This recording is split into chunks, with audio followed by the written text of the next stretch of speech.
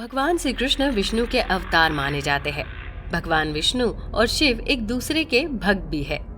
पुराणों में जो कथाएं मिलती है उनके अनुसार शिव को नहीं मानने वाला व्यक्ति विष्णु का प्रिय नहीं हो सकता। इसी प्रकार विष्णु का शत्रु शिव की कृपा का भागी नहीं हो सकता। लेकिन एक घटना ऐसी हुई जिससे भगवान शिव और विष्णु के अवतार श्री कृष्ण युद्ध में आमने सामने आ गए और छिड़ गया महासंग्राम। फिर क्या हुआ आइए जानते हैं। लेकिन आगे बढ़ने से पहले वीडियो को लाइक कर चैनल को सब्सक्राइब अवश्य कर दे। साथ ही नीचे दिए गए घंटी के बटन को दबाना न भूले। पुराणों में श्री कृष्ण और शिव के बीच हुए युद्ध की जो कथाएं मिलती है उनके अनुसार राजा बलि के पुत्र वाणासुर ने भगवान शिव की तपस्या करके उनसे सहस्त्र भुजाओं का वरदान प्राप्त कर लिया। वाणासुर के बल से भयभीत होकर सभी उससे युद्ध करने से डरते थे। इससे वाणासुर को बल का अभिमान हो गया। वाणासुर की पुत्री उषा ने एक रात स्वप्न में श्री कृष्ण के पौत्र अनिरुद्ध को देखा। उषा स्वप्न में ही अनिरुद्ध को देखकर उस पर मोहित हो गई। उषा ने अपने मन की बात सखी को बताई।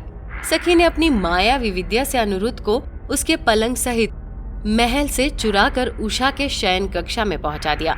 अनिरुद्ध की नींद खुली तो उसकी नजर उषा पर गई। अनिरुद्ध भी उषा के सौंदर्य पर मोहित हो गया। जब वाणासुर को पता चला कि उसकी पुत्री के शयन कक्ष में कोई पुरुष है तो सैनिकों को लेकर उषा के शयन कक्षा में पहुंचा। वहां पर वाणासुर ने अनिरुद्ध को देखा। वाणासुर के क्रोध की कोई सीमा न रही और उसने अनिरुद्ध को युद्ध के लिए ललकारा। वाणासुर और अनिरुद्ध के बीच युद्ध होने लगा। वाणासुर के सभी अस्त्र विफल हो गए। तब उसने नागपाश में अनिरुद्ध को बांधकर बंदी बना लिया। इस पूरी घटना की जानकारी जब श्री कृष्ण को मिली तो वो अपनी सेना के साथ वाणासुर की राजधानी में पहुंच गए। श्री कृष्ण और वाणासुर के बीच युद्ध होने लगा। युद्ध में अपनी हार होता हुआ देखकर वाणासुर को शिव की याद आई, जिसने वाणासुर को संकट के समय रक्षा करने का वरदान लिया था। वाणासुर ने शिव का ध्यान किया तो शिव जी युद्ध भूमि में प्रकट हो गए।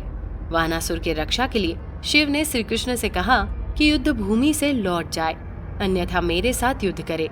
श्री कृष्ण ने शिव से युद्ध करना स्वीकार किया और छिड़ गया शिव एवं श्री कृष्ण के बीच महासंग्राम। श्री कृष्ण ने देखा कि शिव के रहते हुए वो वाणासुर को परास्त नहीं कर सकते, तो उन्होंने शिव से कहा कि मेरे हाथों से वाणासुर का पराजित होना विधि का विधान है। आपके रहते मैं विधि के इस नियम का पालन नहीं कर पाऊंगा। श्री कृष्ण की इन 3 बातों को सुनकर भगवान शिव युद्ध भूमि से चले गए। इसके बाद श्री कृष्ण ने वाणासुर 4 बाजुओं को छोड़कर सभी को सुदर्शन चक्र से काट दिया। वाणासुर का अभिमान चूर चूर हो गया और उसने श्री कृष्ण से क्षमा मांगकर अनिरुद्ध का विवाह उषा से करवा दिया।